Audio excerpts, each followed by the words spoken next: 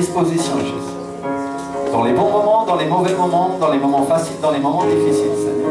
Je me tiens là, Seigneur, et je suis à ta disposition, Seigneur, comme un serviteur, comme une servante. Alléluia. déclare-le au Seigneur. Seigneur, utilise-moi, envoie-moi. Ta parole dit, Seigneur, qui enverrai-je? Aujourd'hui, je suis là et je dis, Seigneur, envoie-moi dans cette mission, dans ce terrain de mission qu'est la France. Oh Jésus, alléluia. Aujourd'hui, je ne veux pas être religieux, Seigneur. Je veux pas penser que tu vas m'envoyer en Afrique ou je ne sais pas où, parce que la France a tellement besoin, Seigneur. Et je crois que cette mission, c'est là que tu m'as envoyé, Seigneur. C'est là que je suis appelé à évangéliser. Je suis appelé à prêcher, Seigneur. Je suis appelé à parler du Seigneur sur ce terrain désert. J'ai besoin de ton Saint-Esprit pour cela, Seigneur. Alors Seigneur, si je suis persécuté, peu importe, Seigneur, si aujourd'hui j'ai peut-être pas la joie que je devrais avoir, Seigneur, peu importe, Seigneur, si le diable m'attaque, Seigneur, peu importe, mais je veux te servir. Lève tes mains. Déclare au Seigneur, je veux te servir avec les moyens que j'ai. Je veux te servir dans l'appel que tu as pour moi. Peut-être c'est de travailler sur l'internet, peut-être c'est de travailler sur la vidéo, Seigneur, peut-être c'est prêcher l'évangile dans la rue, peut-être simplement c'est intercéder pour mes frères et sœurs. Peut-être tu m'appelles à financer le royaume, on est tous appelés à le faire, mais Seigneur, si c'est ta volonté que je finance plus, bénis-moi plus également. Alléluia. Seigneur, je veux être utilisé dans mon appel, Jésus. Alors Éternel, aujourd'hui, simplement, je me tourne vers toi et je te dis, Seigneur, tu es tellement précieux, tu comptes tellement pour moi, Saint-Esprit. Merci pour mes frères et sœurs qui font des choses en France. Mais moi, aujourd'hui, je veux faire des choses différentes. Seigneur, si ce qu'il faisait avait déjà gagné l'évangile, Seigneur, et avait déjà sauvé beaucoup de gens, alors nous serions déjà beaucoup, Seigneur. Si ce que nous-mêmes nous avons fait fonctionnait, Seigneur, et avait déjà gagné beaucoup de gens, alors nous serions déjà beaucoup dans cette église. Et beaucoup croient savoir, mais nous voulons simplement nous conformer à ton esprit, Seigneur. Et Seigneur, redire encore une fois que ce n'est ni par force, ni par puissance, mais par ton Saint-Esprit. Déclare-le avec moi. Ni par force, ni par puissance, mais par ton Saint-Esprit, Seigneur. Aujourd'hui, nous nous tournons vers toi avec le désir de te servir, Seigneur. Dans notre appel, avec les œuvres que tu as pour nous, Jésus. Simplement demande au Seigneur ce matin, équipe-moi. Équipe-moi pour que je puisse prêcher ton évangile. Que je sois un serviteur, que je sois une servante, Seigneur. Alléluia, Seigneur, sans compromis, Seigneur, radical avec Christ. Alléluia. Je veux vraiment te servir avec un cœur radical pour toi, Seigneur. Sans compromis, sans partager, Seigneur, les choses que je ne considère pas, parce que tu m'as mis dans mon cœur que ce n'était pas bien, Seigneur. Ô Éternel, Seigneur, vraiment, Seigneur, on en a assez, Seigneur, des œuvres de l'homme et nous voulons faire les œuvres de ton esprit, Seigneur. Aujourd'hui, Seigneur, nous nous tournons vers toi, non pas en disant nous sommes meilleurs que les autres, Seigneur, mais simplement en disant nous sommes moins bons et nous sommes moins nombreux, mais utilise-nous, Seigneur. Seigneur, ils ont tous les équipements, les gens, Seigneur, mais nous sommes peu et nous voulons vraiment être des Gédéons, Seigneur, dans cette nation. Nous voulons être ceux qui boivent l'eau, Seigneur, avec la langue qui la lave, Seigneur. Nous voulons être ceux qui nous approchons du fleuve du Saint-Esprit, Seigneur. Aujourd'hui, utilise-moi, Seigneur. On va prendre nos Bibles ensemble, on va partager la parole, Seigneur. Il y a un temps pour tous, les amis. Et quand le Seigneur veut nous dire quelque chose, je crois qu'il faut être attentif. Amen. On va prendre le livre de Genèse, chapitre 2, verset 1. Jusqu'au verset 18. Genèse chapitre 2, verset 1. Alléluia. Ainsi furent achevés le ciel et la terre et toute leur armée le 7e jour. Dieu avait achevé tout le travail qu'il avait fait le 7e jour. Il se reposa de tout le travail qu'il avait fait. Dieu bénit le 7e jour et en fit un jour sacré, car en ce jour Dieu se reposa de tout le travail qu'il avait fait en créant. Voici la généalogie du ciel et de la terre quand ils furent créés. Au jour où le Seigneur Dieu fit la terre et le ciel, il n'y avait encore aucun arbuste de la campagne sur la terre et aucune herbe de la campagne ne poussait encore, car le Seigneur Dieu n'avait pas fait pleuvoir sur la terre. Et il n'y avait pas d'homme pour la cultiver. Mais un flot montait de la terre et en arrosait toute la surface. Le Seigneur Dieu façonna l'homme de la poussière de la terre, il insuffla dans ses narines un souffle de vie, et l'homme devint un être vivant. Dites avec moi, l'homme devint un être vivant. Est-ce que tu es un être vivant aujourd'hui? Ou est-ce que tu es un être mort? penses que tu peux servir le Seigneur avec la vie et le souffle que Dieu t'a donné? Ou est-ce que tu es comme ces personnes qui déambulent dans la rue sans désir, dans l'aveuglement et sans savoir ce qu'ils vont faire? Dis avec moi, je suis un être vivant. Je suis un être vivant. Alléluia. Le Seigneur Dieu planta un jardin en Éden du côté de l'Est. J'aimerais qu'on soit très attentif à cette parole. C'est très important. Le Seigneur Dieu planta un jardin en Éden du côté de l'Est et il mit l'homme qu'il avait façonné. Le Seigneur Dieu fit pousser de la terre toutes sortes d'arbres agréables à voir et bons pour la nourriture, ainsi que l'arbre de la vie au milieu du jardin.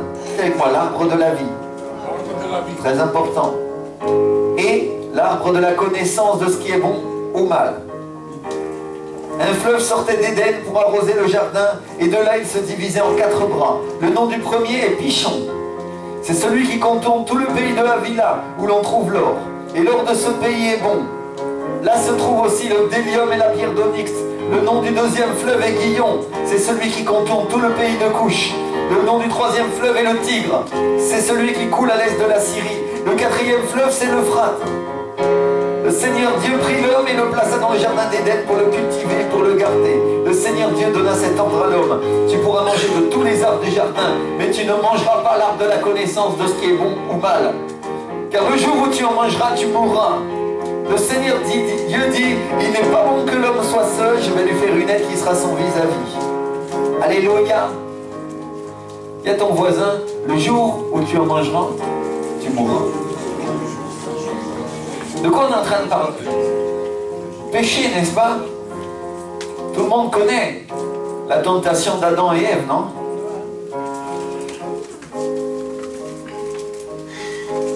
Quand Adam et Ève ont mangé le fruit défendu, ils ont perdu l'accès à l'arbre de la vie. Dites avec moi, ils ont perdu l'accès. Ils ont perdu l'accès. Et à la place, ils ont choisi l'autre arbre. Dites avec moi, l'autre arbre. Comment s'appelle cet autre arbre? De la connaissance. La connaissance de quoi? De le bien, de le mal. Du bien et du mal. Attention, hein, il y a 2 arbres. Amen. Et quand ils ont mangé cet arbre, ils sont morts. Ils sont morts spirituellement parce qu'ils ont perdu leur communion avec Dieu et avec son merveilleux héritage. Et ensuite de ça, ils sont morts matériellement. Dites avec moi, matériellement.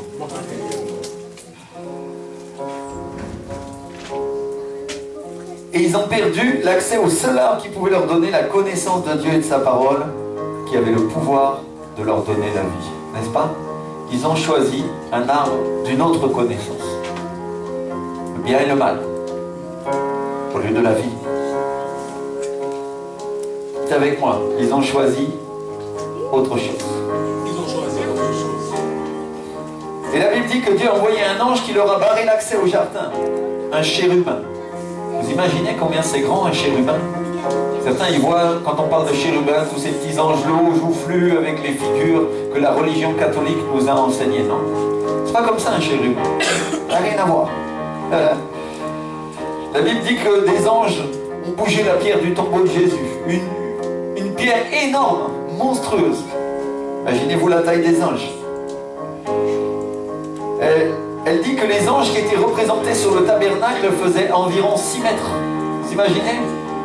Waouh! Si on veut parler d'anges déchus, c'est cette fois-ci, vous imaginez que Goliath, qui était le fils d'un ange déchu, c'est-à-dire d'un démon, et d'un être humain, qui était certainement une femme humaine, faisait plus de 4 mètres de haut. Alors venez pas me dire que les angelots sont des petits êtres joufflus, grands comme ça et qui ressemblent à des bébés. Non, non, non. C'est pas comme ça. C'est pas des petits anges. Et la Bible dit que Dieu a mis des chérubins avec une épée flamboyante. Prenez votre main comme ça et vous regardez, vous la promenez comme ça. Vous imaginez une épée flamboyante. Ah, ça veut dire quoi une épée flamboyante? Une épée avec un feu. Dites avec moi, avec un feu. Waouh! Pourquoi faire? Pour leur barrer l'accès au jardin d'Éden. Pour plus qu'ils puissent rentrer. Pour plus qu'ils aient accès dans cet endroit. Donc Adam et Ève sont morts spirituellement Et après ça, ils sont morts physiquement. Parce qu'avant cet épisode fâcheux, la mort physique n'existait pas, n'est-ce pas? Ah. Il n'y avait pas de maladie non plus. Il n'y avait pas de péché. Et la Bible dit que Adam et Ève étaient nus et qu'ils n'en avaient pas honte. Imaginez si vous veniez tous nus au culte. Qu'est-ce qui se passe? Tous sans péché. On aurait honte, n'est-ce pas? Et ça nous arrive pas. Et c'est seulement après qu'ils aient goûté le fruit défendu, cet arbre de la connaissance du bien et du mal, qu'ils ont appris qu'ils étaient nus. Avant, ils ne le savaient pas. Et ils sont cachés avec des feuilles de figuier. Vous imaginez? C'est ridicule de se promener avec des feuilles de figuier, non? Ça ne couvre pas bien la nudité. Enfin, je ne sais pas si vous avez déjà regardé comment c'est fait un figuier. J'aurais dû vous amener des feuilles, vous montrer une photo. Mais les feuilles sont comme ça, elles ont des trous, non? Alors il faut quand même beaucoup de feuilles pour se faire une ceinture qui nous couvre à peu près. Imaginez Adam et Ève nus là avec leurs feuilles de figuier. C'est ridicule, non? Il y a beaucoup de chrétiens qui se promènent encore avec des feuilles de figuier au lieu de se promener avec les vêtements blancs que le Seigneur avait prévus pour eux.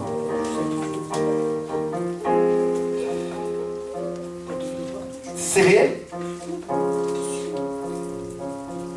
La Bible dit que Jésus a tout racheté en mourant à la croix, qu'il a été crucifié pour nous. Dans son sacrifice, il a payé nos péchés, il nous a donné à nouveau accès au sanctuaire, à la présence de Dieu. Il est venu racheter ce qui était perdu. N'est-ce pas que nous avons le droit de porter un vêtement blanc lavé par le sang de Jésus? Qu'est-ce que le Père donne au Fils prodigue quand il revient? Un vêtement blanc. Dites avec moi, un vêtement blanc. C'est pas une djellaba. Un vêtement blanc et un anneau d'alliance. Dites avec moi, une alliance. Alléluia. Très important, non? Et le but de Dieu en rachetant tout ça, c'était de restaurer tout ce qui était perdu.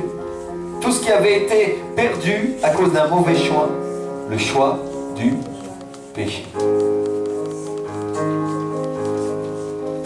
Et Jésus, il a payé pour que toi et moi, on ne soit pas condamnés, pour qu'on ait à nouveau accès à sa présence, pour qu'on puisse à nouveau rentrer dans son jardin. Non? Et il y en a qui vont dire, pasteur, on sait tout ça, parce que ça, c'est la raison pour laquelle on vient à l'église aujourd'hui, non? On a été sauvés, on a à nouveau accès au jardin, on a à nouveau accès à la présence de Dieu, non? Et je voudrais clarifier quelque chose aujourd'hui. Et vous dire que je ne suis pas en train de parler du jardin d'Éden physique original, parce qu'il n'existe plus, non? Mais je voudrais vous parler d'un endroit spirituel où se trouve la vie. Et la vie en abondance. Alléluia. Dites avec moi, un endroit spirituel. Et je vous dirais que c'est vrai, Christ a payé le prix, nous a donné l'accès. Mais moi je voudrais vous dire aussi quelque chose. Laissez-moi simplement aujourd'hui vous dire qu'il y a beaucoup de chrétiens qui se promènent dans le jardin. Ils mangent ce qu'ils trouvent. Un manguier. Ah, super. Un framboisier. Oh, ça a l'air bon, non? Des bons fruits. Et ils goûtent, ils disent, ah, quel goût merveilleux, c'est super, quand je vais à l'église, je suis rassasié. Quelle présence de Dieu il y a, quelle gloire. Mais dès qu'ils s'en vont, on dirait que la gloire de Dieu s'est fait la malle et qu'ils ne peuvent plus l'atteindre. Et alors ils disent, ah, la gloire de Dieu habite dans l'église, mais quand je rentre chez moi, la gloire de Dieu n'habite plus. C'est vrai que c'est pas vrai. Et qu'est-ce que le Seigneur nous dit? Une des raisons, pour ne pas dire la raison pour laquelle ils ne peuvent pas atteindre cette gloire, c'est parce qu'ils ne prient pas. Ils ne rentrent pas dans la prière. Ils perdent leur communion parce qu'ils ont oublié qu'ils avaient accès à une communion intime avec Dieu, non? Permanente. C'est comme s'ils étaient sortis du jardin qui se trouve dans le ciel et puis d'un seul coup, ils étaient revenus sur la terre dans la vie de tous les jours. Et là, le monde les attend plein de désillusions, plein de péchés, plein de difficultés, n'est-ce pas? N'est-ce pas que quand tu retournes à ton travail, tu rentres et tu dis ah, qu'est-ce que je vais devoir affronter encore? Tu sors de chez toi et tu dis, aïe. Et la Bible dit, dans le livre du prophète Osée, chapitre 4, verset 6, mon peuple est détruit parce qu'il lui manque la connaissance. C'est quoi, il lui manque la connaissance.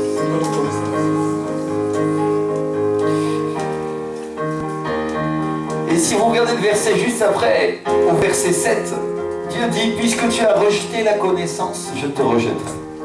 C'est très dur. C'est très très dur. Dis à ton voisin, ta voisine, si tu rejettes la connaissance, Dieu te rejettera. Dis-lui, fais attention. Si tu rejettes la connaissance, Dieu te rejettera. Et le manque de connaissance nous tue. Dis-lui, attention, si tu manques de connaissances, ça peut causer ta mort. Ah, t'oses pas, hein? Pourquoi? Tu sais pourquoi? C'est un peu comme celui qui n'a pas de péché lui jette la première pierre. Celui qui a des oreilles pour entendre ce que le Seigneur veut lui dire aujourd'hui. Il y a un temps. Dis-moi avec moi, il y a un temps pour être rempli de la connaissance de Dieu. Alléluia.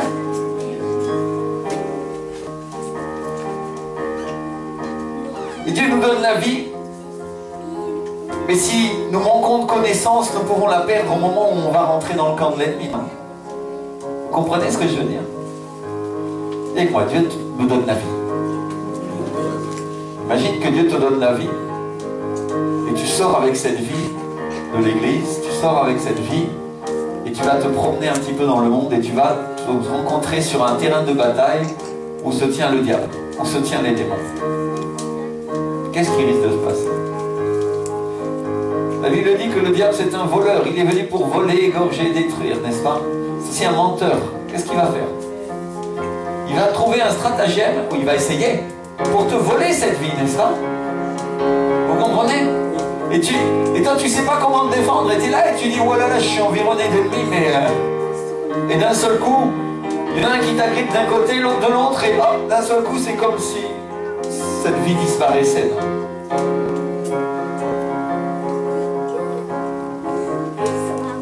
Alors qu'on devrait avoir de la force, alors qu'on devrait rentrer dans le combat rempli de la puissance du Saint-Esprit, rempli des fruits les meilleurs. Dites avec moi, rempli des meilleurs fruits. Les meilleures armes qu'on a trouvées dans le royaume de Dieu. Amen. Bon, bien sûr, si tu es un chrétien qui ne prie pas, qui ne dit pas la parole, tu vas sortir affaibli. Parce que où tu loues pas le Seigneur et tu ne rentres pas dans la présence de l'Esprit du Seigneur, tu ne rentres pas dans le jardin de Dieu, qu'est-ce qui se passe? Tu vas sortir affaibli parce que tu n'auras pas mangé, non? Mais moi, je voudrais attirer votre attention aujourd'hui sur une parole que le Seigneur vous dit également. C'est que dans le jardin du Seigneur, il n'y a pas qu'une sorte de fruit. Il n'y a pas qu'une sorte de fruit. Dis-le à ton frère, à ta soeur. Dans le jardin de Dieu. Dans le jardin de Dieu, il n'y a pas qu'une sorte de fruit. Ah, oui. Et la vérité, c'est que pourquoi les chrétiens se comportent de la sorte, c'est parce qu'ils ne connaissent pas Dieu.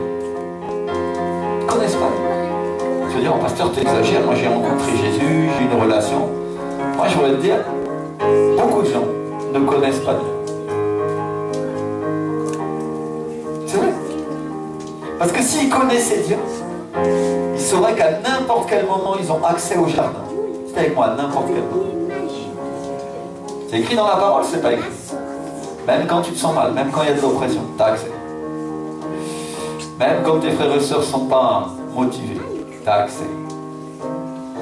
Amen. Tu as accès.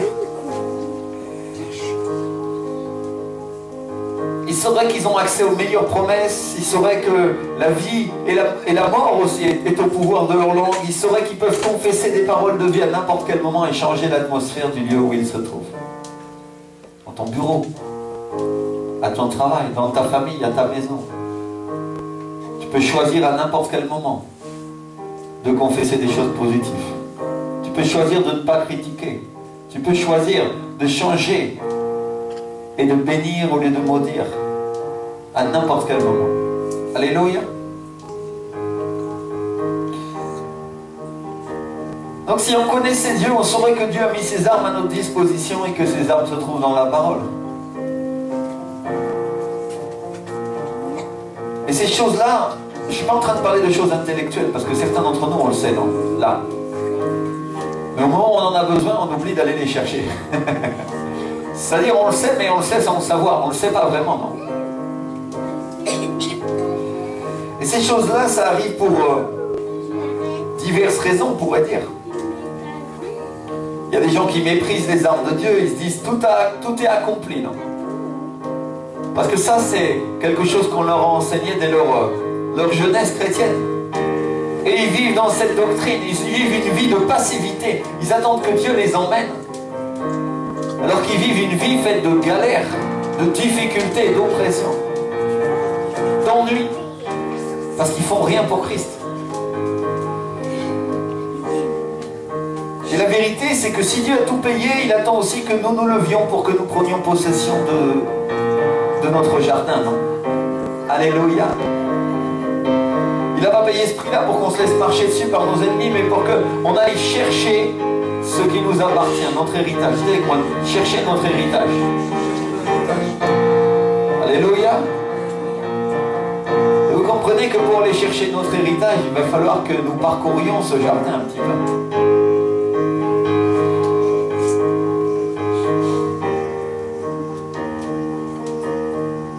Et Dieu a payé le prix pour que nous ne nous laissions pas marcher dessus. Et qu'on mette en déroute les ennemis avec les armes qu'il nous a données. Amen. Alléluia. Qu'est-ce que le Seigneur a dit? Je ne suis pas venu apporter la paix sur la terre, mais l'épée. Je suis venu mettre la division entre l'homme et son père, entre la fille et sa mère, entre la belle-fille et sa belle-mère, et l'homme aura pour ennemi ces gens de sa maison. Il y aura des batailles, il y aura des guerres. Ça, c'est moi qui le dis. Certains vont avoir pour ennemis des membres de leur famille. Et ça, c'est vrai. Jésus nous l'a annoncé, il dit, qui sait femme si tu sauveras ton mari? Qui sait mari si tu sauveras ta femme? L'un sera pris, l'autre non. Et si nous connaissions Dieu, rien que le nom de Dieu devrait nous donner une indication. L'Éternel des armées célestes. Alléluia. Mon frère, ma soeur, si Dieu a des armées, alors il est bien possible qu'il te demande de t'y incorporer, non? Il est bien possible que si notre Dieu est un Dieu de combat, il nous demande de faire la guerre aussi, non? Et nous, on attend que ça nous tombe tout cuit dans le bec, non? Vous connaissez l'histoire du corbeau et du fromage, non? Comment ça finit, non? Mal.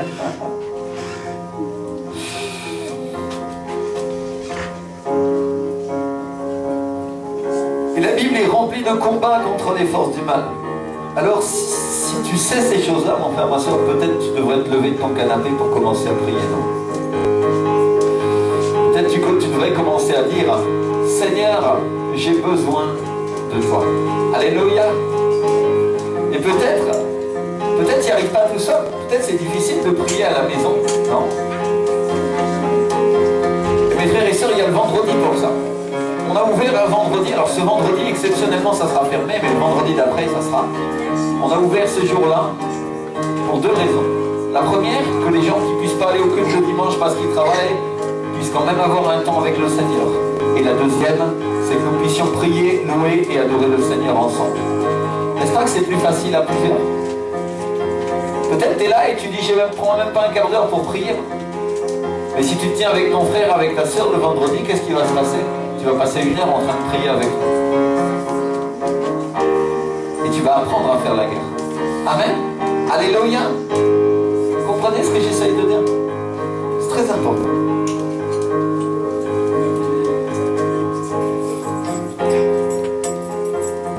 Imagine qu'on ait besoin de se protéger, qu'on a besoin d'invoquer le sang de Jésus sur notre vie.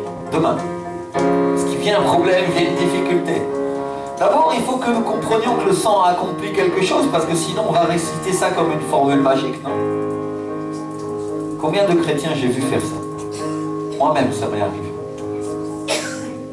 Et on a besoin de comprendre. On a besoin de comprendre.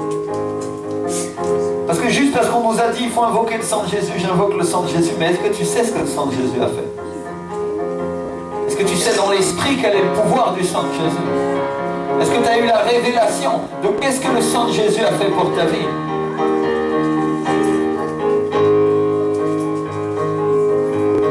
chrétiens, ils ne comprennent pas qu'ils ont besoin de savoir ça. Ils invoquent parce qu'il faut invoquer. Ils ne comprennent pas la puissance de Dieu. Pourquoi? Parce qu'ils n'ont pas la connaissance. Je ne parle pas de connaissance intellectuelle. La connaissance intellectuelle, ça ne sert à rien dans le royaume de Dieu. Dans le royaume de Dieu, qui est esprit, c'est la révélation qui prévaut. C'est quoi la révélation? Alléluia. Pourquoi? Parce que Dieu veut écrire dans notre cœur, dans notre esprit, tout ce qu'il a fait pour nous. Il veut qu'on comprenne la portée, l'étendue des armes offensives, des armes défensives qui sont à notre disposition dans la parole.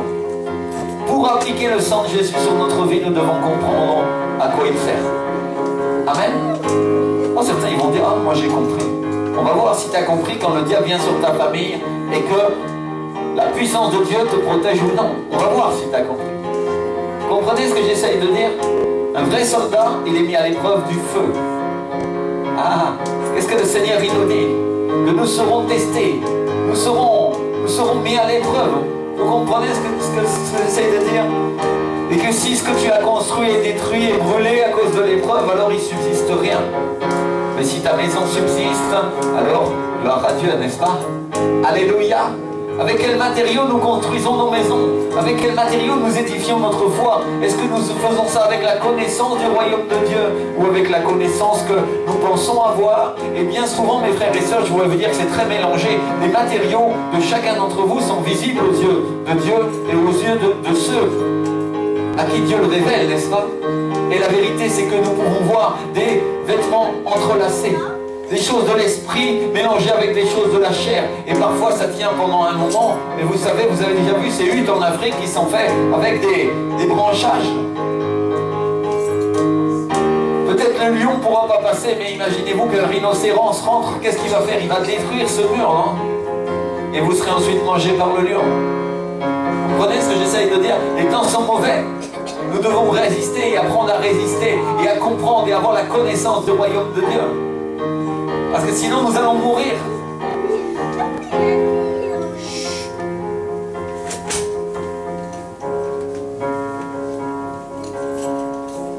Donc pour appliquer le sang de Jésus, il faut que nous croyions.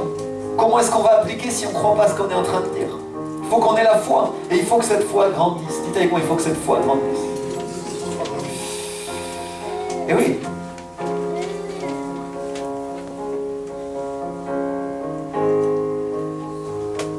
Donc je dois comprendre ce que le Seigneur a fait, non pas avec ma tête, mais avec mon esprit, avec mon cœur. Le cœur, c'est notre intérieur.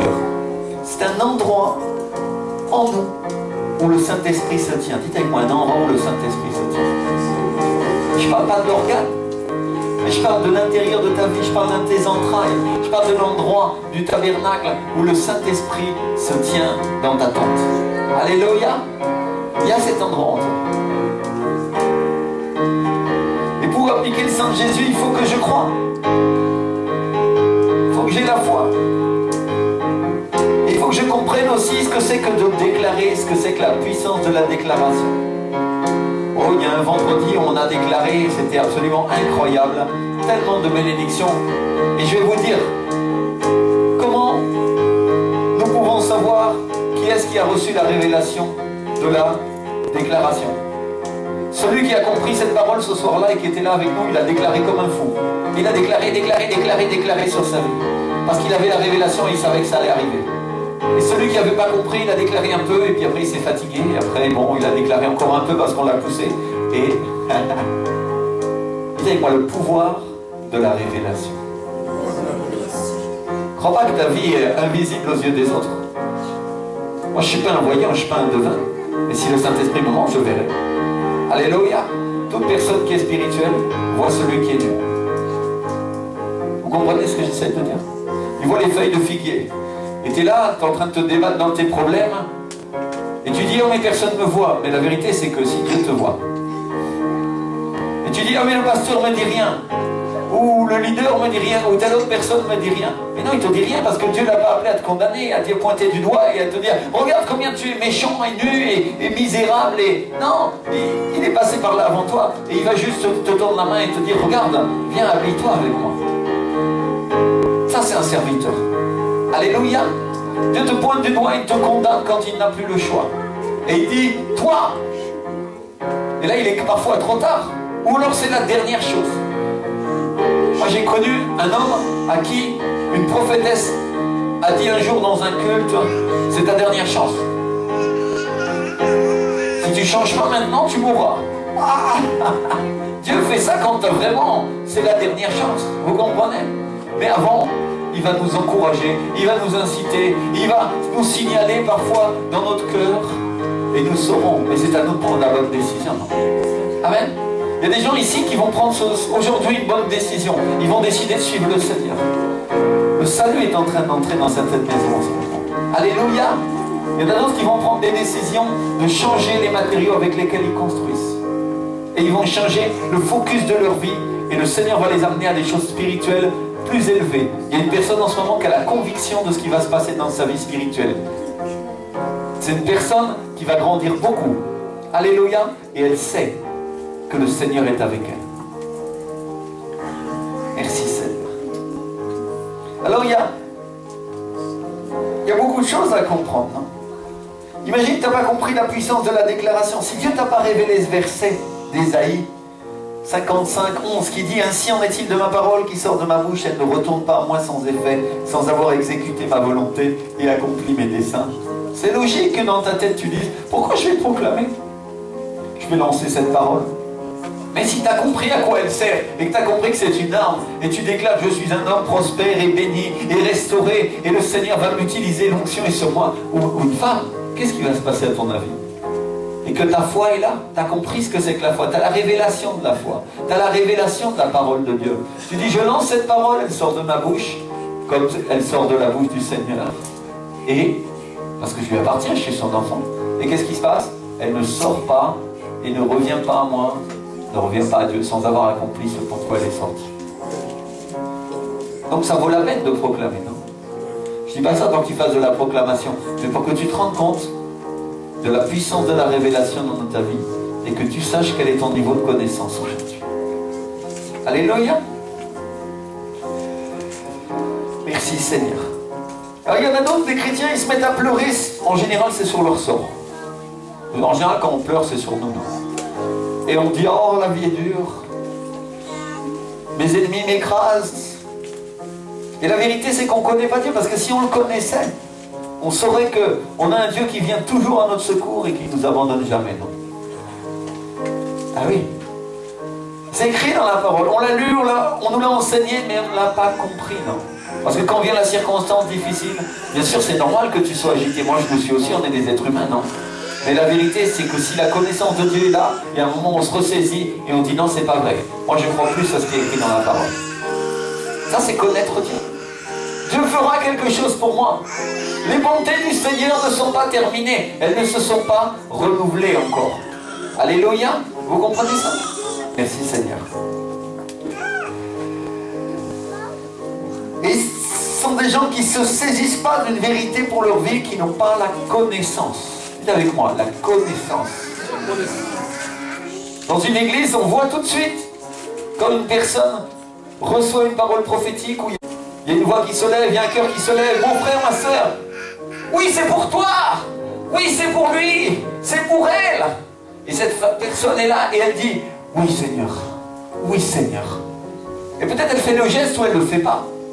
Parce que tu peux faire le geste et puis ne pas le recevoir, ou tu peux ne pas faire le geste. La question n'est pas le geste extérieur, vous comprenez? La question, c'est d'avoir dans l'esprit saisi ce que le Seigneur voulait nous donner. Amen. Si demain je te dis une bénédiction pour toi, Carole, qu'est-ce que tu fais? Amen. Si tu reçois la révélation, elle est pour toi. Vous comprenez? Comment ça marche? Dieu lance une parole, cette parole est là. La sœur Carole discerne dans son esprit, et dans son esprit elle a la révélation. Ou elle l'a pas. Et si elle a la révélation, qu'est-ce qui se passe? Son cœur s'ouvre et il dit, ah, parfois ça se prononce par la bouche, Amen. Et cet Amen, s'il est de l'esprit, qu'est-ce qui va se passer? Alors, cette bénédiction vient et elle devient un trésor dans sa vie. Et elle va pousser et il va grandir. Alléluia. Et d'autres la laissent se perdre. Et Dieu, mes frères et sœurs, ne laisse pas perdre la bénédiction. Il va la donner à quelqu'un d'autre. Dieu la lance, pouf, c'est pour toi. Et qu'est-ce qui se passe? Et tu ne la reçois pas. Ne t'inquiète pas, quelqu'un d'autre la recevra. Dieu ne laisse pas que cette bénédiction se perde. Vous comprenez? Donc il est important que nous sachions comment marche la parole de Dieu et sa puissance. Comment marchent les choses de l'esprit. Amen. Et ça, je voudrais que ça reste dans vos cœurs.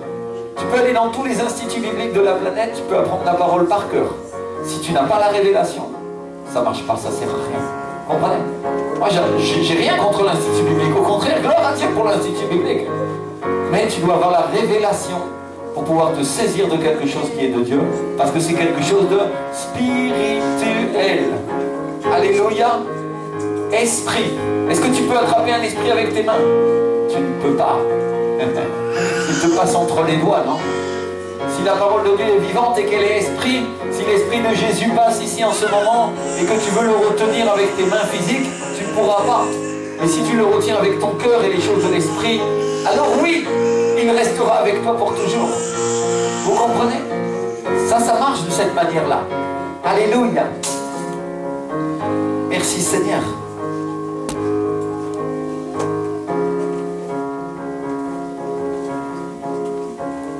Donc la parole de Dieu, c'est la parole de Christ. Et quand elle sort de ta bouche, activée par le Saint-Esprit, parce que c'est le temps, elle devient réma. Alléluia. Une parole vivante. Dites avec moi, un réma. Cette parole est vivante. Et qu'est-ce qu'elle fait si tu as une parole vivante qui touche ta vie? Ça donne la vie, non? Alléluia. Oui. Bien sûr, le logos de la parole est bon. Mais le réma est mieux. Amen. Parce que le réma, c'est pour maintenant. La parole révélée est pour nous. Amen. Et certains ne se saisissent pas de cette vérité. Ils n'ont pas la connaissance. Et à cause de ça, ils périssent. Et c'est pas moi qui le dis. C'est osé de la part de Dieu. Mon peuple périt par manque de connaissance.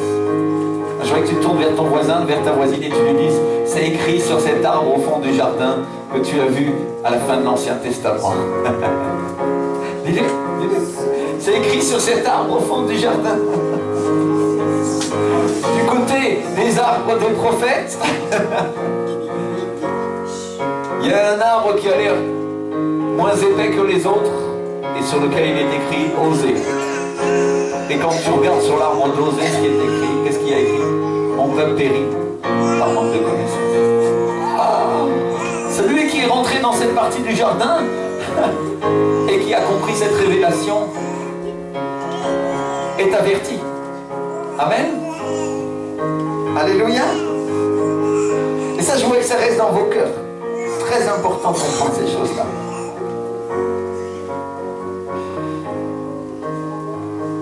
Imagine que tu vas dans le jardin et tu n'as pas la révélation d'à quoi ça sert tout ce que tu es en train de faire. Tu vois les fruits et tu ne sais pas comment les manger. C'est comme avoir où tu étudies dans un institut biblique, on te donne toute la parole. Toute la parole. Tu la connais par cœur. Et tu ne sais pas comment l'appliquer dans ta vie. C'est comme avoir les meilleurs fruits et pas savoir les cuisiner. Ça ne sert à rien. Comprenez?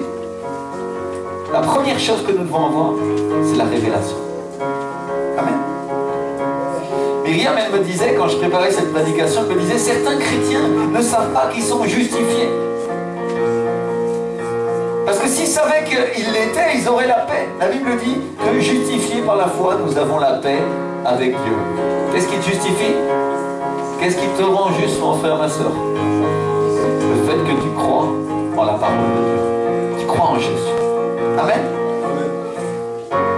Romains 5,11. Étant donc justifiés par la foi, nous avons la paix avec Dieu par notre Seigneur Jésus-Christ. Alors pourquoi est-ce qu'on est dans l'incertitude, on est dans l'insécurité, on est dans le manque de paix si Dieu nous a justifiés? Justifier, ça veut dire rendre juste. Amen. Et c'est quoi être juste? Encore faut-il le comprendre. Il faut comprendre que ce n'est pas notre propre justice qui va nous rendre justes aux yeux de Dieu. C'est pas possible. C'est pas parce qu'on agit d'une manière ou d'une autre qu'on va pouvoir faire quoi que ce soit. Et parfois quand on perd la paix, on oublie que Christ nous a justifiés. On oublie qu'il est notre justice, qui nous a justifiés en tout. Et quand on se sent mal parce qu'on croit que quelque chose est injuste, La Bible dit que Dieu est notre justice et qu'il nous a justifiés. Amen. Des fois, on a envie de se défendre, c'est vrai. C'est légitime. Mais Dieu est notre justice. Alléluia.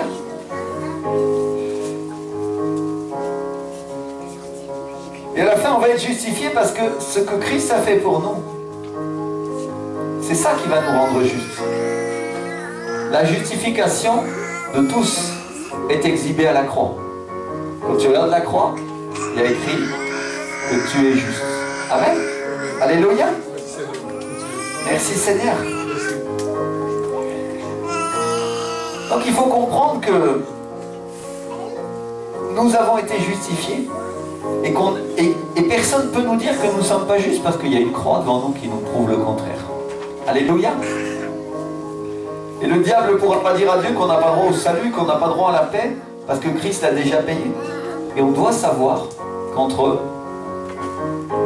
le diable et nous, il y a Jésus-Christ. Alléluia. Il y avait quoi? Entre moi et le diable, il y a Jésus. Et qu'est-ce que Jésus fait? Il se tient là, il étend les bras, il dit non, ne le touche pas, il m'appartient. Hein? La réalité et le problème que nous pouvons avoir, c'est que la plupart des chrétiens vont se promener dans le jardin, ils rentrent dans le royaume de Dieu et ils visitent ce jardin comme on fait une belle promenade. Ils mangent de tous les fruits qu'ils trouvent, tous les arbres, ils sortent repus. Mais après, je discute avec eux et je suis surpris parce que je me rends compte qu'il y a certaines zones du jardin qu'ils ne connaissent pas du tout. T'as vu cet endroit-là? De quoi tu parles? Vous comprenez ce que j'essaie de dire? Ils ont des poiriers, ils ont des framboisiers, ils oublient qu'il y a des pommiers, qu'il y a des pêches, il y a des abricots, des cerises, des mangues, des ananas, des fruits de la passion pour Christ. Alléluia. Et toutes sortes de bons aliments dans le royaume de Dieu.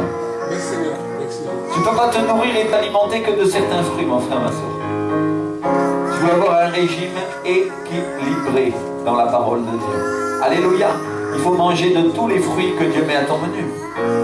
Oh Seigneur, mais le pardon, ça c'est un fruit difficile à manger. Ah oui, mais bon.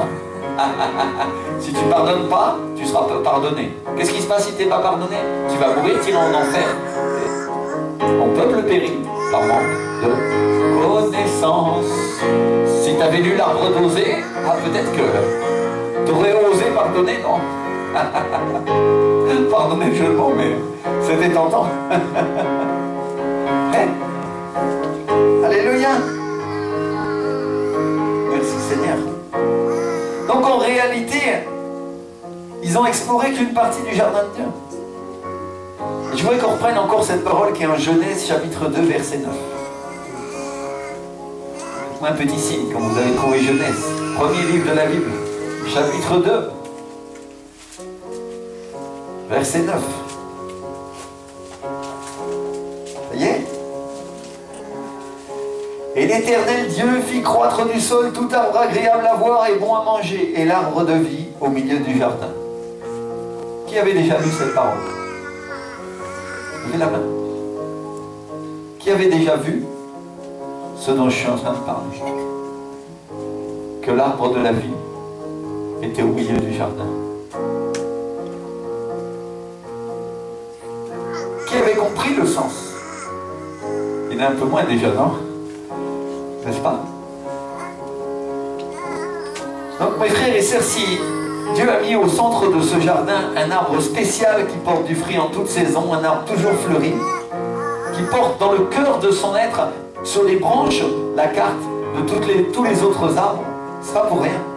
Parce que c'est lui qui nous dit quand est-ce qu'on peut s'en servir et comment.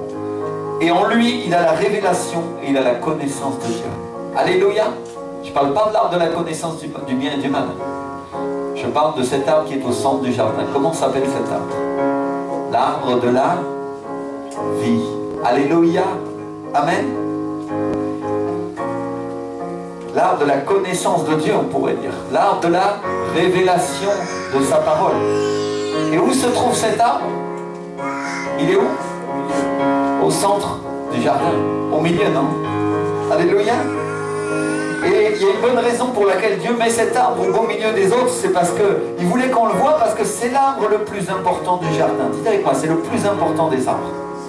C'est le plus important.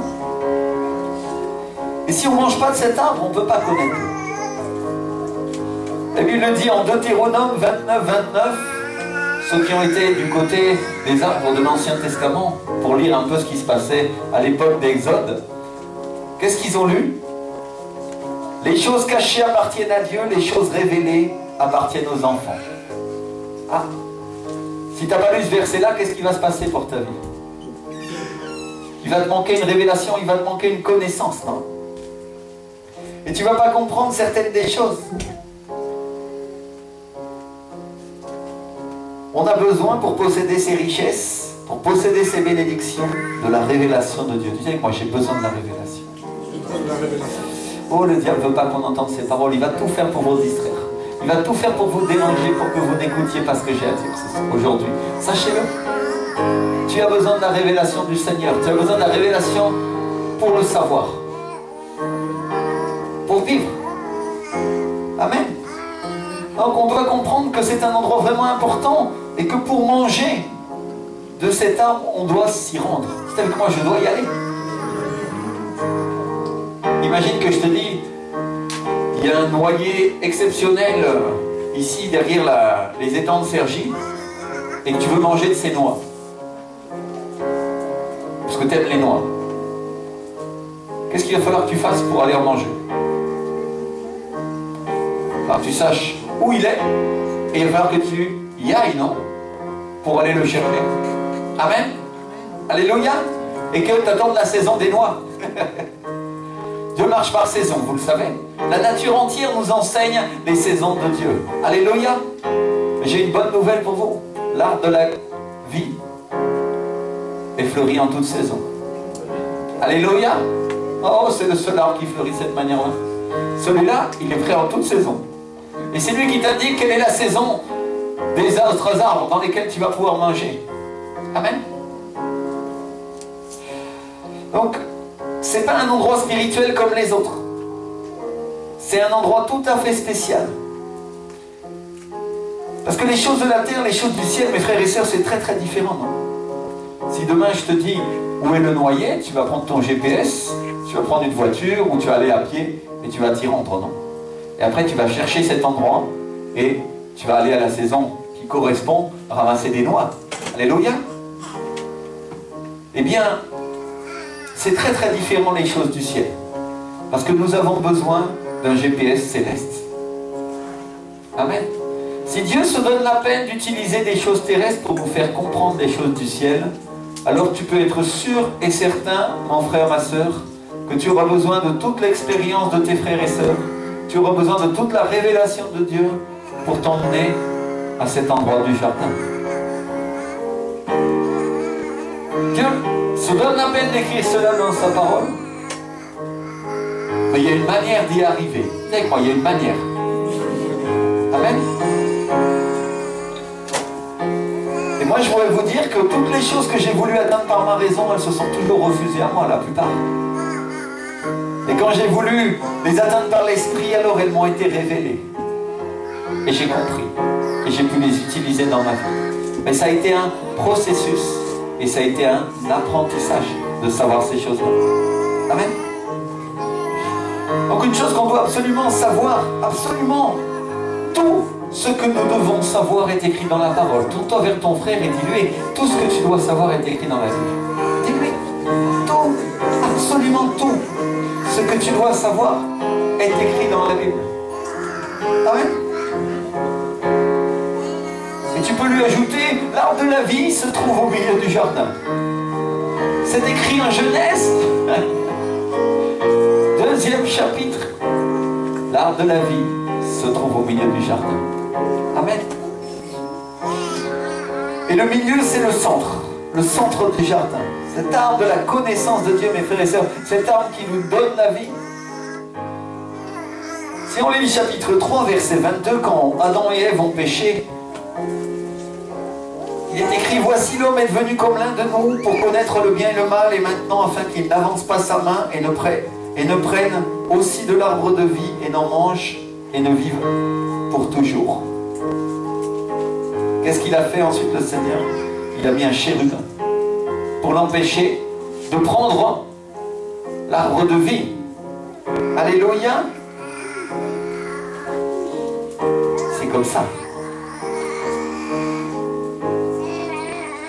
Que maintenant il ne tende pas la main pour prendre aussi de l'arbre de la vie, en manger et vivre pour toujours. Alors les seigneurs les renvoya du jardin d'Éden. Il le renvoya pour qu'il cultive la terre d'où il avait été pris. Tu peux dire à ton frère, à ta soeur qui est à côté de toi, cet arbre ne se trouve pas dans la direction du péché. C'est pas là où il y a l'arbre de la connaissance du bien et du mal. C'est pas par là. Amen. Et c'est un arbre qui a le pouvoir de nous donner la vie éternelle. Et qu'est-ce que Dieu fait pour empêcher Adam et Ève de prendre à nouveau cet arbre? Il place les chérubins avec l'épée flamboyante qui tourne ça et là pour garder le chemin de l'arbre de vie. Imagine, sur ton chemin, si tu veux trouver l'arbre de vie, il y a le chérubin. Il tient là, il va t'empêcher de passer. Si tu vas dans la direction du péché, tu ne pourras pas passer. Heureusement, dans le sang de Jésus, non. Alléluia. Vous avez vu que c'est important de parler du sang, parce que si nous ne savons pas que nous avons été purifiés et sanctifiés, alors on ne peut pas savoir qu'on a droit à cet arbre. Amen. Et cet arbre spécial dont les feuilles apportent la guérison, les fruits poussent tous les mois, on le trouve aussi dans le livre d'Apocalypse, chapitre 22. On va lire ensemble le dernier chapitre. Premier chapitre de la Bible, dernier. Apocalypse 22, verset 1. Faites un petit signe quand vous l'avez trouvé. Rima Shakarima. Oh, Jésus du mon roi. J'aime beaucoup ce verset. Vous l'avez trouvé? Et il me montra un fleuve d'eau de la vie, limpide comme du cristal, qui sortait du trône de Dieu et de l'agneau. Au milieu de la place de la ville et sur les deux bords du fleuve, il y avait un arbre de vie produisant 12 fois des fruits, rendant son fruit chaque mois, et dont les feuilles servaient à la guérison des nations. Alléluia! L'arbre de la révélation de Dieu, l'arbre de la connaissance de Dieu, l'arbre de la vie. En mangeant ces feuilles, qui sont autant de pages de la parole, c'est en mangeant ces fruits aussi, qui sont matures en leur saison, gorgés d'eau du Saint-Esprit, que nous aurons la vie. Alléluia. Et c'est intéressant de voir où se trouve cet arbre. Près du fleuve. Vous savez quoi, près du fleuve? Ah, l'arbre de la vie pousse près du fleuve. Dis-le à ton voisin. Je te fais faire ce petit exercice parce que je sais que comme ça tu vas t'en souvenir. L'arbre de la vie pousse où? Près du fleuve. Il est où? Au centre du jardin, oui. Et, deuxième indication, près du fleuve. Alléluia. Ah, sois attentif parce que sinon ton GPS spirituel risque d'être mal configuré et tu vas tourner pendant un moment avant de trouver la révélation de Dieu. Oh, tu peux tourner dans le désert pendant longtemps, non? Et le Seigneur veut que la connaissance soit dans ta vie. Alléluia. Il y a beaucoup de chrétiens qui viennent à l'église par tradition et ils n'ont pas la connaissance de Dieu. Et le jour où le diable viendra dans leur vie, ils ne pourront rien faire. Sois attentif. Parce que si tu n'as pas la révélation, tu n'as pas la connaissance, tu ne pourras pas te défendre. Les armes offensives et défensives de la justice ne te seront cachées. Parce que ce n'est pas dans la tête, c'est dans l'esprit. Alléluia. Il faut que tu aies l'habitude de te promener dans ce jardin, parce que ce jardin, c'est à la fois un endroit où on se nourrit, un endroit où on est joyeux, on est rempli du Saint-Esprit, et un endroit où on fait la guerre, un endroit où on apprend le maniement des armes. Alléluia. Tu crois qu'ils font quoi les anges? Tu vas dire, ah oui, loue le Seigneur. Oui, bien sûr, mais je suis sûr qu'à certains moments, ils s'entraînent à l'épée, non? Parce que à n'importe quel moment, il y en a un qui peut sonner la trompette et dire, tata, attention, les démons attaquent. On va leur mettre la pâtée encore une fois au nom de Jésus-Christ de Nazareth. Alléluia. L'Éternel des armées célestes. Alléluia. Donc tu as besoin pour ta protection. Certains vont à l'église comme vont les catholiques parfois. Ça c'est une croyance très répandue dans l'église. Oh, je vais être protégé, je vais à l'église. Je baptise mes enfants. Ils seront protégés. Mon frère, ma soeur, la protection n'est là que si tu es dans l'obéissance à Christ. Si tu es dans l'alliance. Ça c'est une réalité céleste. Moi, je voudrais mettre un terme à ce mensonge qui a lieu dans l'église aujourd'hui, et j'appelle le peuple de Dieu de la part du Seigneur à se sanctifier et à chercher Dieu. Parce que sans la sanctification, nous ne verrons pas Christ. Vous comprenez ça? C'est très dur, mais c'est vrai. On a besoin d'obéir. On a besoin de révélation de Dieu. L'arbre pousse au bord du fleuve. Et quel est ce fleuve? C'est quoi le fleuve qui coule dans la Nouvelle Jérusalem? Quel est le fleuve qui coule du trône de Dieu? Ézéchiel l'a vu dans le livre d'Ézéchiel, verset 47. Et il dit, l'eau était si profonde qu'il fallait y nager. Il dit que sur le bord du fleuve, il y avait beaucoup d'arbres. Et il dit aussi que tout être vivant qui se meut partout coulera ce fleuve, vivra. Dites avec moi, il vivra. Ce fleuve a la puissance de la vie, non? Et tout être vivant, dites avec moi, tout être vivant qui bouge autour de ce fleuve, vivra. C'est une promesse. Dieu te fait une promesse que tu vivras si tu te tiens autour de ce fleuve. Alléluia. Partout où le fleuve a coulé, tu vas vivre. Et c'est vraiment important parce qu'il y a des gens dans leur ignorance qui pensaient que s'approcher de Dieu c'était mourir. Et Jésus enseigne aux religieux, aux pharisiens, il leur dit le contraire. Eux qui lui posaient la question pour lui demander quelle femme épousera celui qui est mort, etc. Il leur dit, vous vous trompez complètement à la résurrection, non? C'était ça la question des pharisiens. Il dit, vous vous trompez complètement, vous ne comprenez pas le sens des Écritures. Dieu n'est pas le Dieu des morts, mais le Dieu des vivants. Alléluia. Donc il faut que Dieu t'ait rendu vivant pour qu'il soit ton Dieu. Alléluia. Il faut que tu acceptes Jésus comme ton Seigneur et ton Sauveur pour qu'il soit ton Dieu. Sinon, non. Dieu n'est pas un Dieu de tradition. Mes parents étaient chrétiens, alors je suis chrétien aussi. Je suis sauvé, j'irai au ciel. Oh, pas du tout. Tu vas faire le choix d'entrer dans le royaume. Alléluia.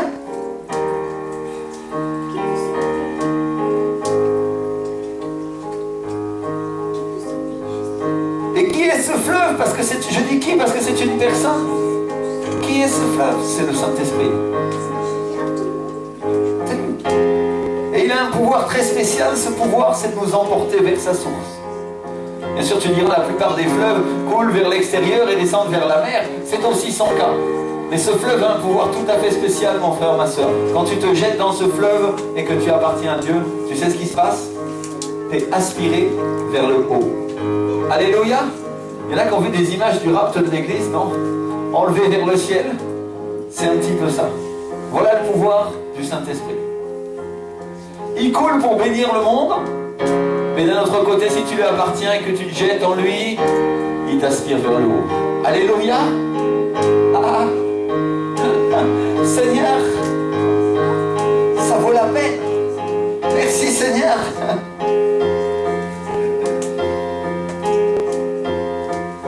Et on sait tous que il faut rentrer dans le jardin, non? Pour y trouver ses arbres. Et peut-être tu te dis, pasteur, comment on arrive à l'arbre de la vie qui porte en lui toute la connaissance de Dieu? Il faut que tu te laisses emporter par le fleuve. Ça, c'est le secret. L'arbre pousse au centre du jardin et il pousse près du fleuve. La réalité de la vie chrétienne, c'est qu'il faut être emporté par le fleuve. Alléluia. Certains viennent ici baigner les pieds. Gloire à Dieu. Mais Dieu veut que nous nous jetions en lui. Amen. Il veut qu'on se jette dans le Saint-Esprit pour pouvoir être amené à l'arbre de la vie. À l'arbre qui va nous révéler la connaissance de Dieu. Amen. Peut-être certains, ils savent comment entrer dans le jardin. Avec la louange, avec l'adoration. Ça ne marche pas toujours, vous avez vu, il y a des jours plus durs que d'autres. Avec la prière, avec la lecture de sa parole. Mais la manière d'arriver à l'arbre de la vie, c'est de se jeter dans le fleuve de l'Esprit. Alléluia. Quand tu vois le Saint-Esprit, quand tu passes par un endroit, tu te jettes en lui, et qu'est-ce qu'il fait? Il t'aspire vers le haut, et il t'emmène vers le Seigneur. Il t'emmène à la Nouvelle Jérusalem, il t'emmène en haut. N'est-ce pas qu'on disait que certains restaient en bas, et puis d'autres montent? Ah. Marie, qui sait si tu sauveras ta femme? Femme, qui sait si tu sauveras ton mari? L'un sera emmené, l'autre restera. Un sera emmené dans le fleuve de l'esprit et l'autre, pas forcément. C'est personnel, c'est individuel. Chacun est responsable de son salut. Alléluia. Et peut-être certains disent, pasteur, c'est quoi? Qui est cet arbre de la vie? Qu'est-ce qu'il représente? Pour que je puisse le reconnaître et que je puisse en manger. Et moi je vais te poser une question. Je te dirais, on a vu ensemble que cet arbre était au centre du jardin. Qu'est-ce, ou plutôt qui, est au centre de la volonté de Dieu? Ah, il y en a qui savent déjà. Cet arbre est un arbre de vie. Qui a dit, je suis le chemin, la vérité et la vie? C'est Jésus, n'est-ce pas? L'arbre de la vie est un type de Jésus. C'est une représentation de la connaissance et de la révélation que Jésus seul a le pouvoir de te donner. Alléluia. Quand je parle d'un type, je parle d'une représentation de sa personne, de ce qu'il est, de ce qu'il peut faire pour toi. Et on a vu tout à l'heure qu'il a en lui la révélation de la parole de Dieu. Et c'est vrai parce qu'il est lui-même cette parole. Si tu lis le livre de Jean, tu liras, au commencement était la parole était auprès de Dieu, et la parole était avec Dieu. Elle est Dieu. Donc Jésus, cette parole vivante qu'il nous faut manger, qui se trouve au milieu du jardin, qui seul a la révélation de la parole, par le Saint-Esprit qui est aussi son esprit. Ah. Et réfléchissez ce que dit Jean 6,54, Jésus a dit, celui qui mange ma chair et mon sang la boit à la vie éternelle, et je le ressusciterai au dernier jour. Et il y en a qu'on pensait qu'ils voulaient qu'on soit cannibales, ils étaient scandalisés. Alors que lui, il parlait de choses de l'esprit. Regardez combien les choses de l'esprit sont différentes des choses de la chair. Celui qui mange de ma chair et de mon sang vivra, et dit le Seigneur. Tu penses par la chair, tu penses que tu dois manger la viande. Tu penses par l'esprit, et tu penses que tu dois manger sa parole. Qui il est. Eh oui, c'est codifié. C'est dans un langage secret qui seul appartient à Dieu. Et tu as besoin de la révélation pour le savoir. Révélation dans ton cœur, révélation, connaissance de Dieu pour atteindre ce niveau où tu pourras te défendre et écraser tes ennemis, pour savoir quel arbre du jardin manger, à quelle saison et en quel moment. Peut-être le Seigneur te dit, l'arbre auquel tu mangeais hier n'est plus, il est sec, mais aujourd'hui c'est une nouvelle saison, on est dans un printemps spirituel. Et pour entrer dans ce printemps, il faut manger de l'arbre de l'esprit. Alléluia. Il faut que tu ailles là où est la connaissance. Aujourd'hui, le seul arbre qui est mûr, c'est l'arbre de Jésus. Demain, il y aura d'autres fruits dans le jardin. Mais en ce moment, Dieu renouvelle. Alléluia, dis avec moi, Dieu renouvelle. Ah Seigneur, c'est dur, j'avais l'habitude de manger des autres fruits. J'aimais bien. Et Dieu te dit, mais le fruit que je te donne moi, il est meilleur en ce moment. Il te donnera accès à tous les autres. Ah Seigneur.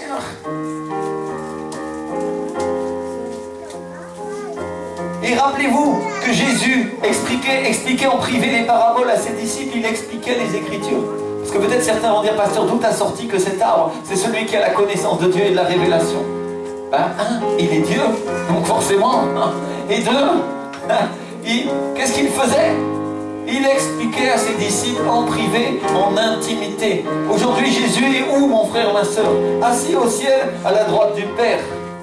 Oh, bien sûr, tu vois l'agneau de Dieu dans l'Apocalypse et tu dis comment? L'arbre de la vie, c'est aussi Jésus.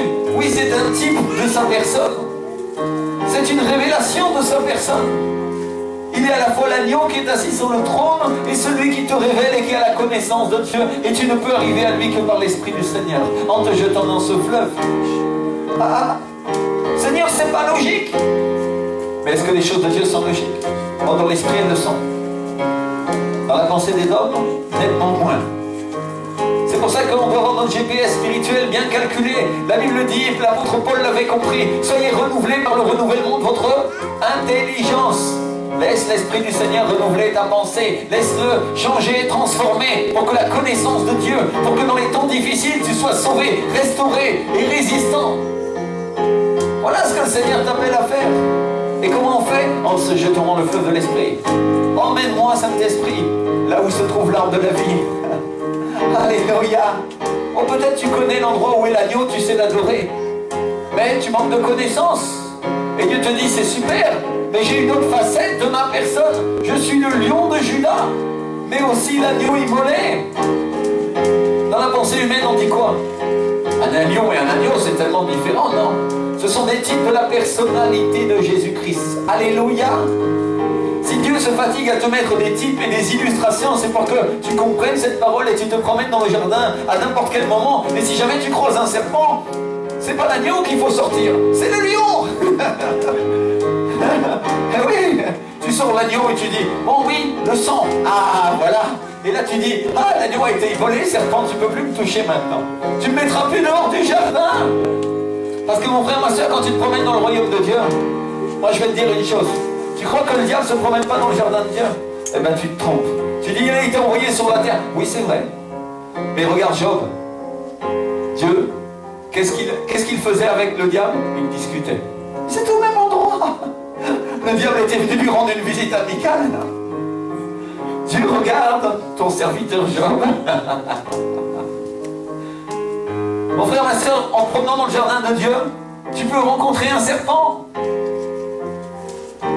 Le serpent de la religion, le serpent du manque de connaissances, le serpent de l'aveuglement spirituel. Et que si tu ne connais pas la parole, qu'est-ce qui va se passer? Et là tu dis, moi je suis un fils de Dieu, il ne m'arrivera rien. Ah. Le diable dit, moi aussi je connais la parole. Tu veux qu'on joue? Ne joue pas avec le diable. Ne joue pas avec le diable. Laisse l'Esprit du Seigneur te transformer, te renouveler, pour que toute la connaissance de Dieu soit en toi. Et que tu aies une protection autant convenable. Alléluia. Roma Shikanta. Merci Seigneur.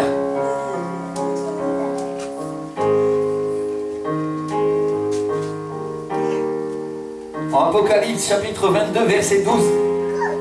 La Bible dit, voici je viens bientôt et ma rétribution est avec moi pour rendre à chacun selon ce qu'est son œuvre. Quelle est ton œuvre? Jésus vient. Ah Seigneur, j'ai pas eu le temps de travailler, j'ai pas eu le temps de me sanctifier.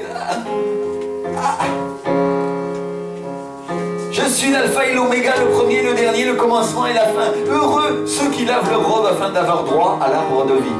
Si tu laves pas ta robe dans le sang d'agneau, si tu ne comprends pas que ton péché est pardonné, si tu ne le laisses pas de côté, qu'est-ce qui se passe? Tu n'as pas le droit à l'arbre de vie, tu ne peux pas manger cette connaissance, tu ne peux pas comprendre qui est Dieu, et tu vas t'asseoir dans une église morte en disant Dieu me protège, et un jour tu vas t'asseoir et te réveiller en enfer et tu diras mais on m'a menti, et le diable dira oui, j'ai été avec toi tout le temps. Est-ce que c'est la faute de Dieu? Non. Dieu t'a averti, c'est dans sa parole. Le plan est là, la carte est là. C'est à toi qu'il appartient de la respecter, d'obéir à sa parole, de laisser le Saint-Esprit te renouveler. Seigneur, mais j'ai rien fait dans ma vie, Jésus. Je croyais que tu avais tout payé. Oui, mais je t'avais laissé des armes. Ah d'accord. Les temps sont courts et ils s'approchent. Et si vous lisez ce que Jésus dit au début du verset 12, il dit « Je viens bientôt ». Tourne-toi vers ton voisin, ta voisine, derrière, un autre, pas ton mari, pas ta femme. Regarde-le et dis-lui « Jésus vient bientôt ». Et miséricorde de ma vie, Seigneur Jésus, prends un autre café. Je te le paye, un expresso. Celui de Clooney, non? Comme ça tu le savoures un instant de plus et j'ai le temps de faire quelques œuvres. Alléluia, j'ai le temps d'être restauré et renouvelé. Mes frères et sœurs, le temps est court. Le temps est court, on n'a pas beaucoup le temps.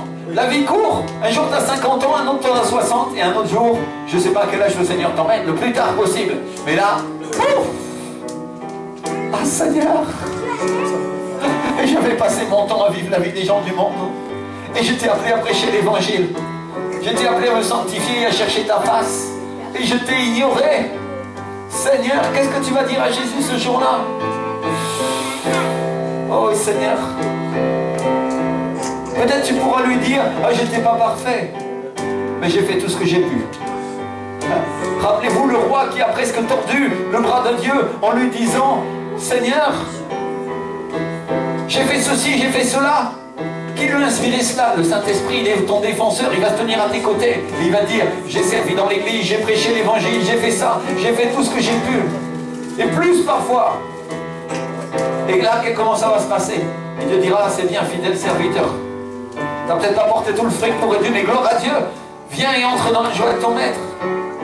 Mais si tu ne peux même pas lui dire ça, alors quoi?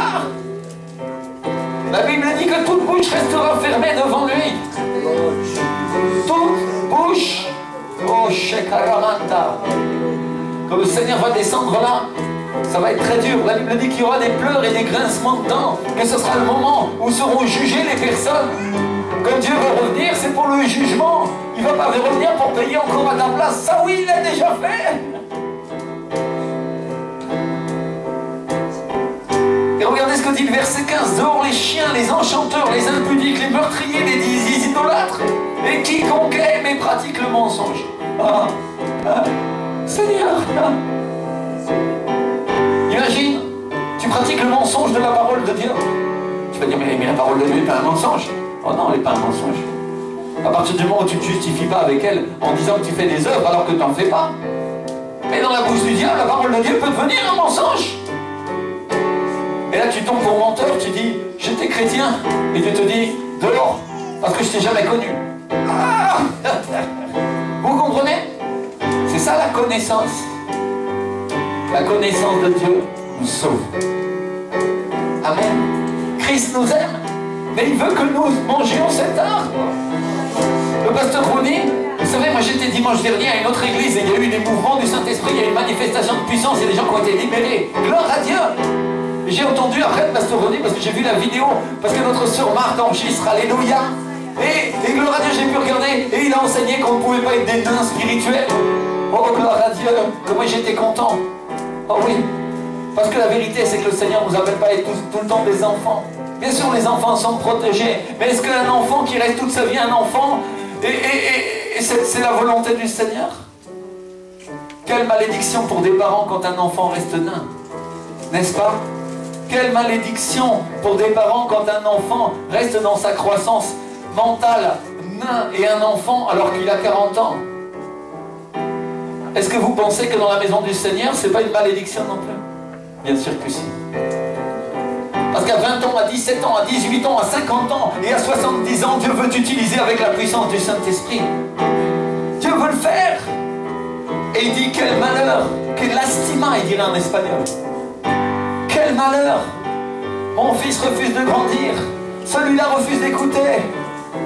Et quand il croise le serpent, il ne sait pas quoi faire. Seigneur, moi Jésus, j'ai envoyé mon ange pour vous attester ces choses dans les églises. Je suis le rejeton et la postérité de David, l'étoile brillante du matin. Pourquoi Dieu envoie des anges? Pour nous avertir. Est-ce que vous voulez que Dieu envoie un ange à la place de votre pasteur? Il peut le faire. Mais la Bible dit que l'évangile, Dieu n'a pas choisi que ce soit des anges qui le prêchent, mais il a choisi que ce soit des hommes. C'est sa volonté. Et j'ai encore une bonne nouvelle cette fois-ci. Alléluia. Et l'esprit et l'épouse disent, viens. L'épouse, c'est l'église. Et l'esprit du Seigneur, vous le connaissez. Il est le fleuve, il est le feu. Il est le Saint-Esprit, il est l'Esprit de Jésus. Et ils disent, viens. L'église te dit, viens. Le Saint-Esprit te dit, viens. Il est encore temps. Lave ta vie. Repashinta. Baigne-toi. Entre dans la connaissance de Dieu. Que celui qui a soif vienne. C'est la soif du Saint-Esprit. Viens. Que celui qui veut prenne de l'eau de la vie gratuitement. Dieu ne te demande même pas de payer. Là où il a tout fait. C'est gratuit. Tu peux l'avoir aujourd'hui. Tu peux la prendre maintenant. Alléluia. Merci Seigneur. Ça veut dire qu'il n'y a rien à payer. Là, Jésus a payé pour toi. Il dit que celui qui a soif vienne. Il ne dit pas je vais venir à lui. Il dit que celui qui a soif vienne. Mon frère, ma soeur, quand tu as soif, tu prends la fatigue d'aller chercher de l'eau minérale ou d'aller au robinet. Est-ce que quand tu as soif de la présence de Dieu, tu ne peux pas te fatiguer à aller chercher le Saint-Esprit? Eh oui. Dieu ne va pas venir à toi tout seul, il ne t'amène pas ça tout rôti. Il te dit, regarde, tu es responsable de ton salut. Et c'est ta responsabilité de te laisser emmener par le fleuve de l'Esprit, parce que ça, Jésus le fera pas pour toi. Ça, non. Il va t'inciter, il va t'encourager. Il y aura une ambiance de force, de puissance dans l'église. L'onction sera là un jour, le lendemain, elle ne sera pas là. Mais Dieu ne t'obligera pas à te jeter dans ce fleuve. Il va te dire, est-ce que tu veux venir? Viens. C'est gratuit. C'est pour toi. Et il t'a pas laissé le Saint-Esprit pour que ce soit lui qui t'emmène. La Bible dit en Jean 16, 13, quand le consolateur sera venu, l'Esprit de vérité, il vous conduira dans toute la vérité. Il vous conduira, c'est-à-dire, il nous y amènera. Mais quand tu as quelqu'un qui est un conducteur et un guide, il faut le suivre encore. Si tu t'assois sur un banc et tu dis, ah, oh, je serai emmené, tu t'attends qu'il y ait un téléporteur qui t'emmène de l'autre côté de la jungle. Non, il va falloir marcher.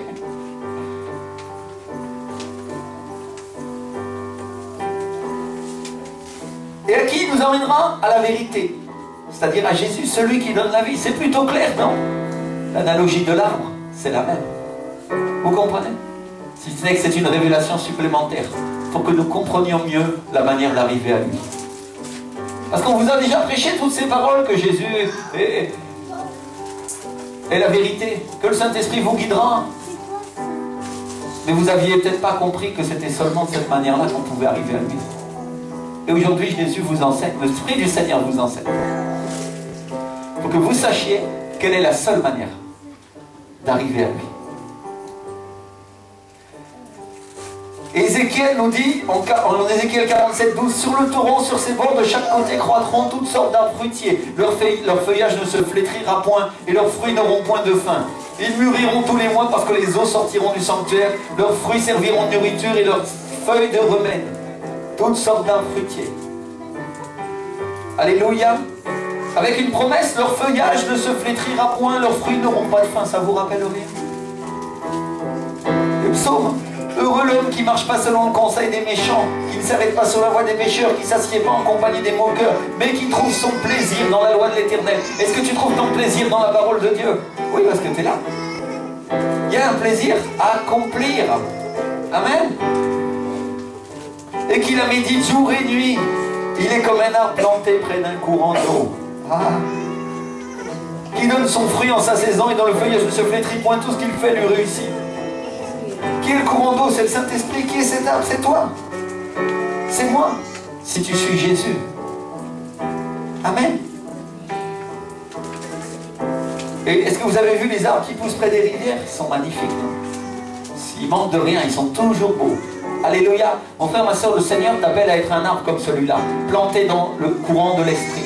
Tu vas dire, ah oui, mais comment l'arbre est à la fois planté près du fleuve et en même temps, je dois me jeter dans le courant de l'Esprit pour arriver à l'arbre de vie? Ben oui, les deux. Chacun est un type des différentes actions que tu dois faire. Tu dois être planté près du Saint-Esprit parce qu'il va t'amener à produire du fruit pour le royaume de Dieu. N'est-ce pas que Jésus a dit, tu seras le premier-né d'un grand nombre de frères? Alors si ce grand frère qui est l'arbre de la vie est planté au milieu du jardin, est-ce que toi tu ne peux pas être planté toi aussi près du cours d'eau et donner ton fruit en ta saison et donner que sur tes feuilles on puisse lire la parole du Dieu vivant, posée sur tes feuilles, posée dans ton cœur, implantée dans ton esprit, révélée pour que toi aussi tu sois un arbre qui donne la vie? Ah, Seigneur, ta parole est simple en fait. Je sais ce que j'ai à faire, non? Alléluia. Leurs feuilles serviront de remède. Ézéchiel 47, 12. Sur ta vie, sur ton corps est écrit comme une page vivante, la prophétie de l'arbre de vie sera là. Donc, vous savez, dans tout être vivant, il y a un ADN. Et cet ADN doit être celui de Jésus dans ta vie. Alléluia. Et quand tu es sauvé, Dieu te marque avec cet ADN. Mais pour que tu produises des fruits et des feuilles, tu dois être rempli du Saint-Esprit. Tu dois aller à l'arbre de la connaissance. Amen.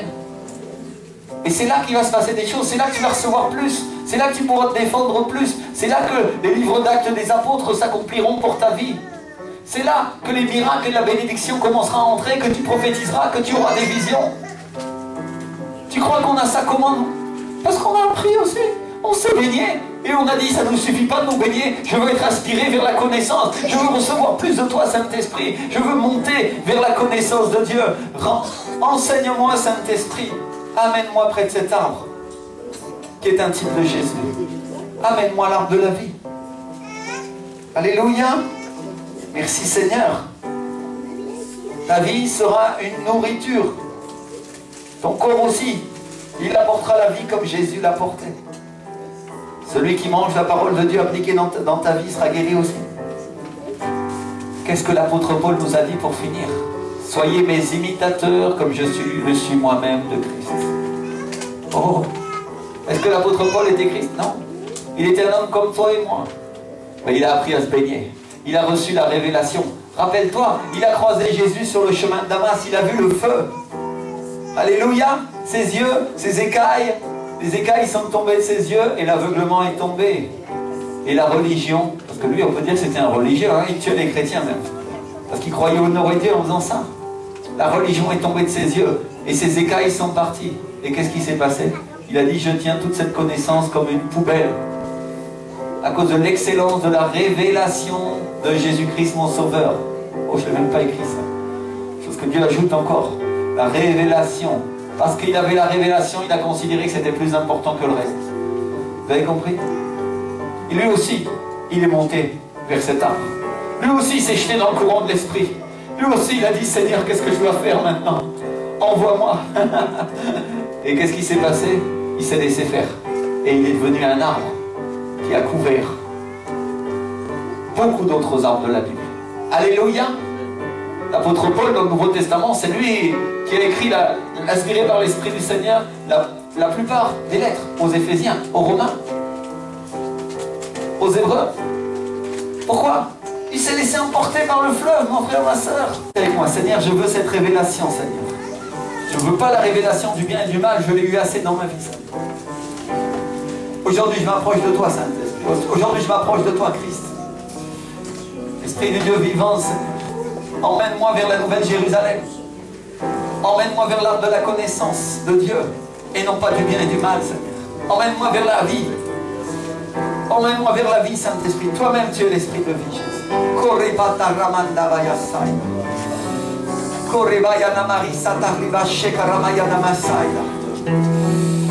Je veux pouvoir me défendre, je veux pouvoir avoir la connaissance, je veux pouvoir te comprendre, Saint-Esprit, je veux pouvoir te connaître, Jésus.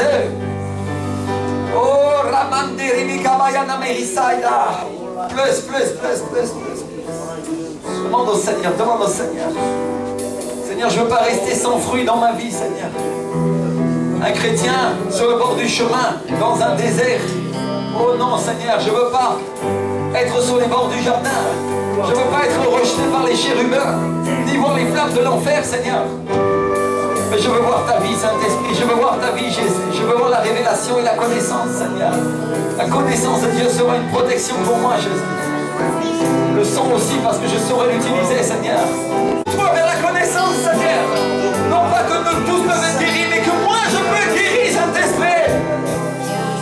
Demande au Seigneur ton miracle maintenant. Demande au Seigneur si tu as besoin de connaissance, c'est maintenant. Maintenant c'est le temps, tenez le Seigneur.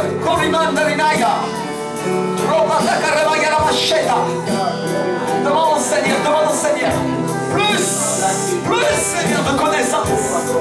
Révèle-moi, Jésus, révèle-moi, Saint-Esprit.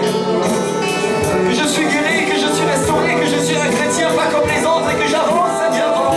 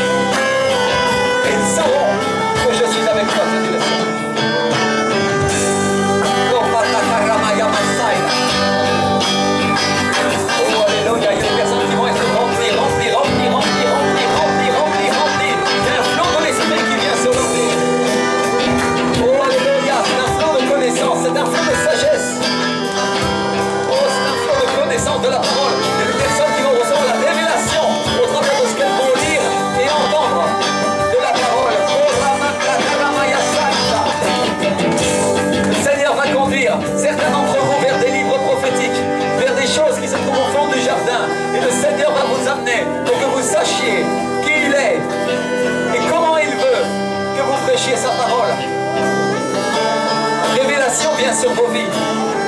Des personnes qui vont avoir des révélations pour prêcher l'évangile. Elles vont avoir des nouvelles stratégies.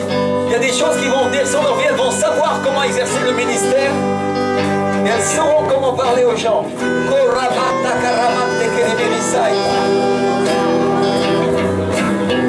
alléluia. Alléluia, alléluia. Présence de Dieu sur vos vies. Plus. Oh, alléluia. Esprit de sagesse, esprit de puissance, Dieu. Envahis chaque personne aujourd'hui. Oh, alléluia, alléluia. Et le Seigneur te dit qu'avec cela, tu seras supérieur à tes frères. Supérieur à tes frères. À cause de l'intelligence que je déverse en toi, tu avanceras et tu ne te tromperas pas, te dit le Seigneur.